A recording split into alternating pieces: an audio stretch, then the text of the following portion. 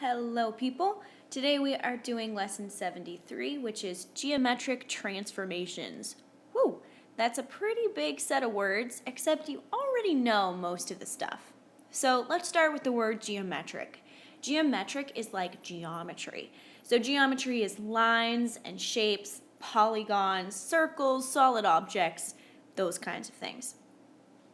So here on our page we have two polygons. They are three-sided polygons, which makes them triangles. So we have triangle 1 and triangle 2. Now triangle 1 and 2 are exactly the same size and shape, so they are considered congruent. They are not just similar, but they are congruent.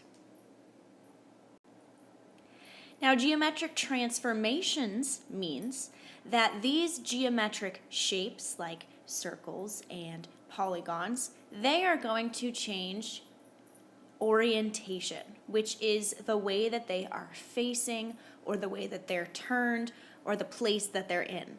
So, triangle number 2 right now is doing its own little twirl by itself. It's showing us that the orientation of that shape may change.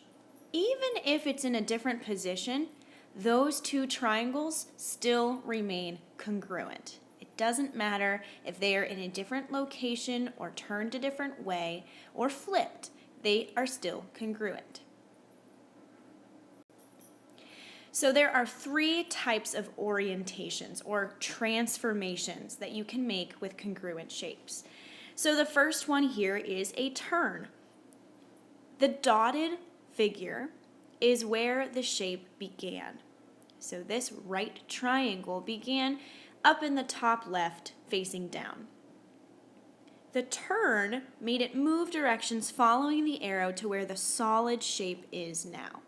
So that is the same shape being turned in a different orientation. So that's our first transformation. Our second transformation is called a flip. So it flips to the other side. So this dotted figure on the left flipped following the arrow to the solid figure on the right. They are both triangle 3. They are just flipped a different direction. Here is the third and final orientation. It is a slide. So the right triangle on the right, the dotted triangle, slid over to the left and is now where the solid triangle is. They are the same triangle except it was moved to the left. It was slid. So here are your three transformations. Now I was saying slide, turn, and flip because those are the easiest ways to remember what the figure does. However, they have some fancy schmancy names. So slide is actually called a translation. A turn is a rotation, and a flip is a reflection. Think of yourself looking in a mirror, and you see your reflection. You are flipped to the other side. So let's try this one together. Our question is, which transformation would move triangle 2, that's the one on the right, to the same orientation and location as triangle 1? So here we have, I'm looking at triangle 2, that's the one with the B underneath it. In order to get triangle 2 in the spot that triangle 1 is, I know that first the orientation is rotated.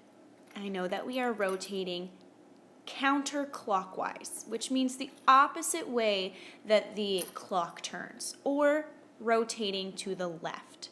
That will get it down on its longer side where A is facing. The next thing that has happened is it has shifted or slid over to the left. So it has slid or translated to the left. So our answer here, a sufficient answer to this question, would be the triangle, and I'm going to name it triangle 2. The triangle rotated counter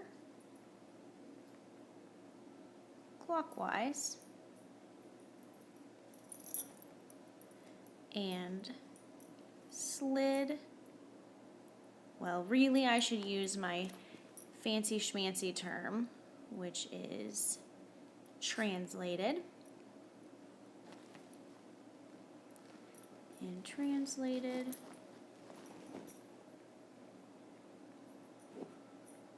left. There you have it. Triangle 2 rotated counterclockwise and translated left. Now eventually we'll get into how many degrees it rotated and all that fun stuff, but for now this is a sufficient answer. Now I have a challenge for you on the next piece. Here is your challenge. Find an object around your house that is a regular polygon, meaning it is a closed, flat shape with straight lines. I included some pictures of closed, flat shapes like this one, and this one, and this one, and this one. But I also included some regular objects that you might find, like a notebook or money. Practice translating, rotating, and reflecting those items. Go ahead.